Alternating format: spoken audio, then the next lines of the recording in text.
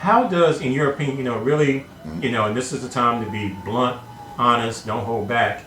How, in the way you look at, how does constant exposure to people's online lives impact perceptions of marriage?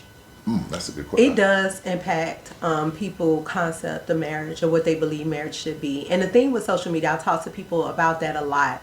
Everything that you see on social media isn't real. Some of the things you see are real, but the majority of the things that you see aren't real and authentic. So that's why it's so important to run your race and be involved and engaged in your marriage and your relationship, because a lot of times you look at other people's stuff, but you have no idea what's really going on behind the scenes. So I think it impacts marriage a whole lot because it gives people false perceptions of what things should be or what they feel like they should have. Yeah, and a lot of time we tell couples, eat the meat, chew up the meat, spit out the bone. That's the thing you have to do, because there's a lot of good come from social media. A lot of people, there's a lot of couples and married couples that have business that they run successfully on social media. Right. So social media is not the problem. It's the boundaries that you don't set. It's the problem with social media.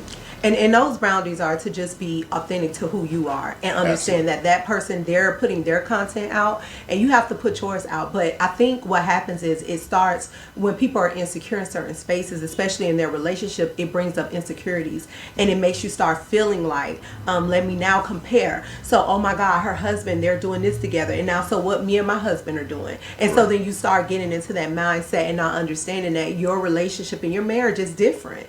So just run your own race with it on social media. And like you say, just to be totally real, we actually started the Love Rekindle because of the foolishness that we saw on social media, to be totally honest. So again, it's all about setting boundaries and do what works for you. So it's going to be a lot of stuff on social media. You find your tribe on social media, what works for you, have tough conversation with your spouse about what you like and what you don't like, and really just meet each other halfway. That's what it's all about. Like anything else you do in your marriage. And I think ultimately the big thing is couples don't set boundaries when it comes to social media. You're going to hear us talk about And boundaries. I'm not talking about just setting boundaries with saying who you should be clicking like on, or what comments you should be leaving or not leaving, or what comments is not right. What I'm talking about, the boundaries of at 8 o'clock we put our phones down. We spend time with each other. I think a lot of times social media is a real big distraction in marriages.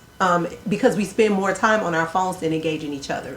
And one thing me and Margot did that works really well, we really like do social media together. I'm not really big on TikTok. Margot is. I lean over to her phone 15, 20 minutes and we spend time together. So the more things you do together as husband and wife, the better your marriage is. Anything you start doing separate, when you get in those private groups and start doing everything separately, you set up problems. Try to do things together. If you do it together, you don't have to worry about the consequences of not doing it together. Right. No, I like that. No, I think that anybody viewing this, married or soon to be married, this is information that they really need to have long before the certain Agreed. cancers start forming. And, Absolutely. Next thing you know, you don't trust your partner, or you're questioning their moves, because again, even something as simple as liking a picture. I jokingly do that, with my lady. If I like someone's picture, I let her know, look, I like this picture, but they were fully clothed as a friend. I didn't love it. I just liked it.